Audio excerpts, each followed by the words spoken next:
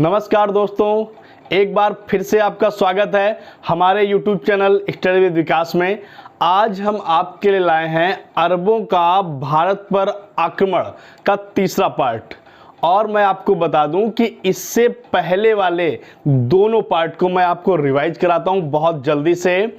मैंने आपको बताया था कि जो इस्लाम धर्म के प्रवर्तक थे, संस्थापक थे पैगंबर साहब, उनका जन्म मक्का में हुआ था और मक्का पड़ता है सऊदी अरब में। उसके बाद मैंने आपको ये बताया कि मोहम्मद बिन कासिम 712 में आया। मोहम्मद बिन कासिम 712 में आया और उसने सिंध को जीता। जब सिंध को जीता तब वहाँ का शासक दाहिर था। ऐसे कहानी चलती रही। फिर आपको पता होगा कि महमूद गजनवी आया जो 998 में गजनी का शासक बना और उसके बाद में उसने कई राज्यों को जीता। उसने चंदेलों पर भी आक्रमण किया। 1019-20 में उसने चंदेलों पर आक्रमण किया। जब चंदेलों पर आक्रमण किया तब वहाँ का शासक विद्याधर था। फिर ऐसी ही कहानी बढ़ती गई और मैंने आपको बाद में बताया था कि तराइन की, फिर मैंने आपको बताया कि उसको बगदाद के खलीफा ने यामीन उल बिल्लाह की उपाधि दी। तो आज उसी के आगे का जो तीसरा पार्ट है वो मैं लेके आया हूँ और शेयर करूँगा आपके साथ। इसमें भी कुछ बहुत इम्पॉर्टेंट फैक्ट हैं जो आपकी आगामी परीक्षाओं के लिए बहुत ज़्यादा महत्वपूर्ण हैं। तो शुरू करता हूँ वीडियो, ध्यान से देखिएगा मेरे साथ। आज का जो टॉपिक है यह है पार्ट थ्री। तो ये शुरुआत होती है कि जो महमूद गजनवी ने संस्कृत मुद्रा लेख के, मतलब ऐसे सिक्के चालू कराए, ऐसे सिक्के शुरू कराए जिनमें संस्कृत में लिखा हुआ था। संस्कृत में तो मैंने लिख दिया है कि संस्कृत मुद्रा लेख, और वो सिक्के थे चांदी के सिक्के। कैसे थे? चांदी के सिक्के थे और उसे महमूद गजनवी ने शुरू कराया था।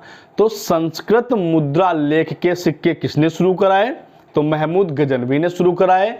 और वो किसके सिक्के थे? तो चांदी के सिक्के थे, चांदी के सिक्के। फिर मैं आपको बता दूं कि ये गजनवी की कहानी को मैं यहीं पे ब्रेक कर देता हूं और उसके बाद जो अगला शासक है जो मध्य एशिया का शासक, और इसका नाम था मोहम्मद गौरी। मध्य एशिया का शासक था और इसका नाम था मोहम्मद गौरी। ये आया था मध्य एशिया का। और मैं आपको बताऊं कि इसने 1192 में उत्तरी भारत को जीता। जो भारत का उत्तरी क्षेत्र था, इसने मोहम्मद गौरी ने 1192 में उसको जीत लिया। उसके बाद देखिए मोहम्मद गौरी का प्रथम आक्रमण है। मोहम्मद गौरी का जो प्रथम आक्रमण है वो 1175 ईस्वी में। तो मोहम्मद गौरी का प्रथम आक्रमण कब हुआ? 1175 ईस्वी में हुआ और उसने मुल्तान को जीता। किसे जीता? मुल्तान को। तो मोहम्मद गौरी का पहला प्रथम आक्रमण कौन था, कब हुआ था? तो 1175 में, और उसने मुल्तान को जीता, मुल्तान को। फिर मैं बता दूं कि उसने दूसरा जो है आक्रमण 1178 में किया। 1178 में उसने दूसरा आक्रमण किया और गुजरात पर आक्रमण कर दिया। तो मोहम्मद गौरी ने 1178 में गुजरात पर आक्रमण किया। लेकिन जब गुजरात पर आक्रमण किया तो वहां के भी शासक जो थे, जिनका नाम था मूलराज सेकंड कह दो या भीम सेकंड कह दो, ये दोनों एक ही आदमी के नाम है। मूलराज सेकंड या भीम सेकंड, ये वहां के शासक थे। इन्होंने बहुत चतुराई से मोहम्मद गौरी को हराया। और आपको पता है ये मूलराज सेकंड हो या भीम सेकंड हो, बात एक ही है। इन लोगों ने बहुत ही चतुराई से मोहम्मद गौरी को हराया। मोहम्मद गौरी को हराया। और जब भीम सेकंड ने या इन्होंने इसे हराया गौरी को, तो ये मोहम्मद गौरी की पहली पराजय थी। तो मोहम्मद गौरी की ये पहली पराजय थी। तो आई होप यहाँ तक समझ में आया होगा कि जो मध्य एशिया का शासक था मोहम्मद गौरी, ये 1192 में आया और उसने उत्तर भारत को जीता। फिर इसका प्रथम आक्रमण 1175 में मुल्तान पर किया और फिर 1178 में इसने गुजरात पर आक्रमण किया, लेकिन मूलराज सेकंड या भीम सेकंड ने इसको हराया। भीम सेकंड ने हराया। उसके बाद देख लीजिए, फिर उसके बाद में ये तराइन के युद्ध, देखिए ध्यान से, आपने ये नाम बहुत फेमस रहा है कि तराइन का प्रथम युद्ध, तराइन का सेकंड युद्ध, द्वितीय युद्ध। तो मैं बता दूं कि तराइन का पहला युद्ध हुआ था 1191 में।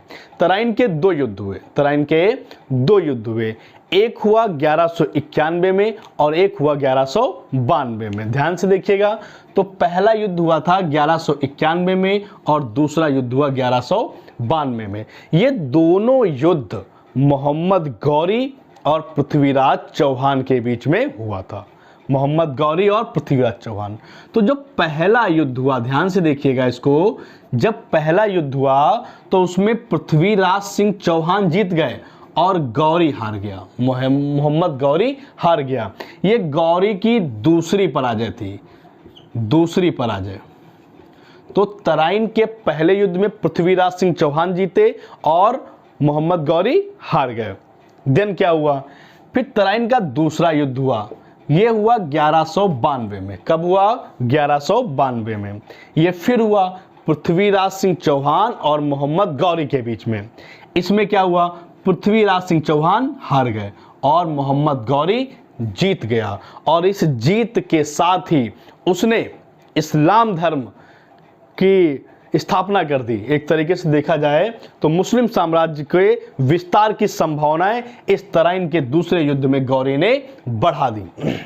उसके बाद मैं आपको बताऊं, तराइन का युद्ध हो गया 91 और 92 में, फिर 94, ध्यान से देखिएगा, मैंने लिखा है 1194। तो 1194 में एक और युद्ध हुआ जो बहुत स्पेशल है और जिसका नाम है चंदावर का युद्ध। चंदावर का युद्ध। तो चंदावर का युद्ध कब हुआ? तो 1194 में। 1194 में चंदावर का युद्ध कब हुआ? 1194 में। मैं बता दूं, ये मोहम्मद गौरी और गहड़वाल के जो राजा थे, कन्नौज के जो राजा थे, जयचंद के साथ हुआ। गौरी और जयचंद के साथ चंदावर का युद्ध हुआ, जिसमें मोहम्मद गौरी जीत गया और जयचंद हार गया। गौरी जीता, जयचंद हारा।